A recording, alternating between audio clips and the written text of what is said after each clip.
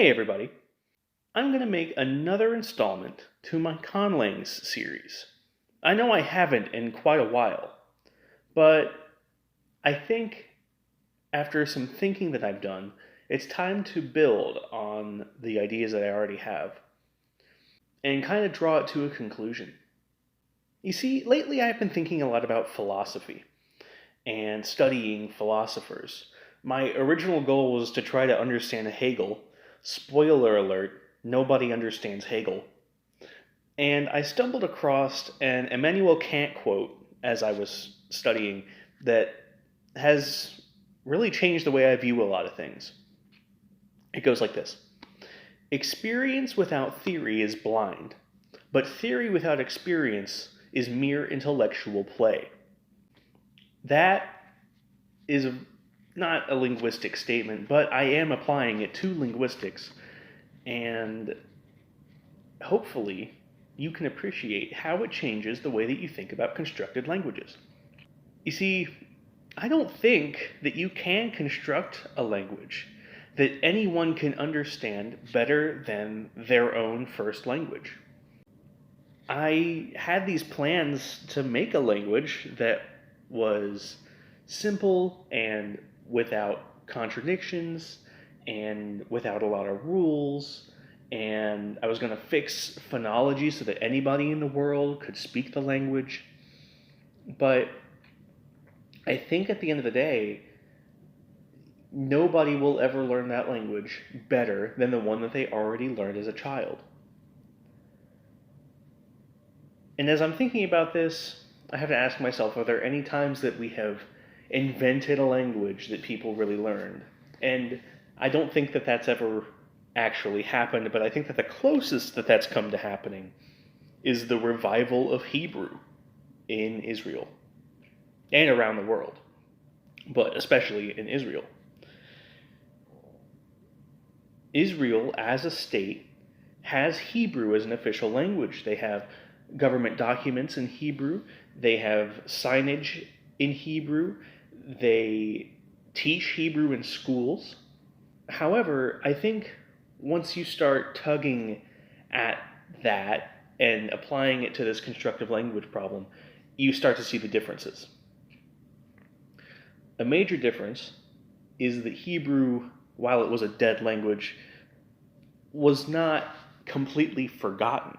There were texts that were written in Hebrew. There were people who understood Hebrew, like reading it and enough to speak it themselves.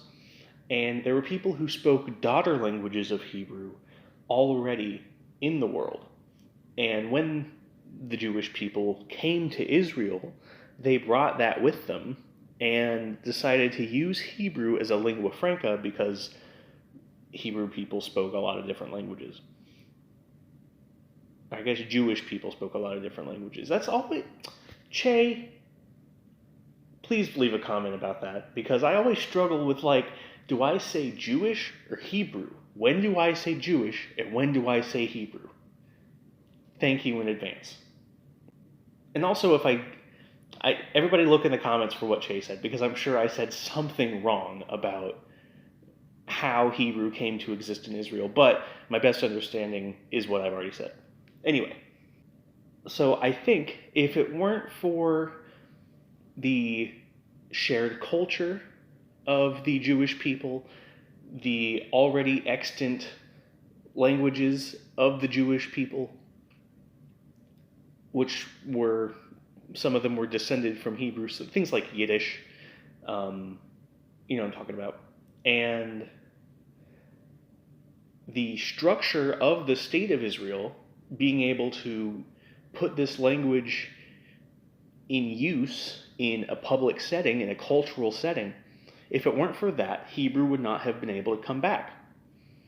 And I also think without those things, without a power structure or a culture or an interest in the language, you cannot construct a language that people would apply locally, let alone globally. I think what's most likely to happen with language moving forward is we will continue to see the trend that we have seen for the last 500 years, that languages of trade will replace native languages at an increasing rate until most people in the world will speak one language. And I hypothesize that that language would be English. That's just the trend that's happening right now that I see. People will learn that language out of necessity for trade and economic opportunity, and their own languages will eventually cease to exist. Which is kind of grim, but eventually our society will collapse and English will be the Latin to the world that Latin was for Europe. Maybe. And on that lofty prophecy, I'm going to leave you all. Please leave comments about anything that I said that you disagree with or want to build on. And look forward to some more videos. Thank you very much for watching, and have a great day. Bye-bye.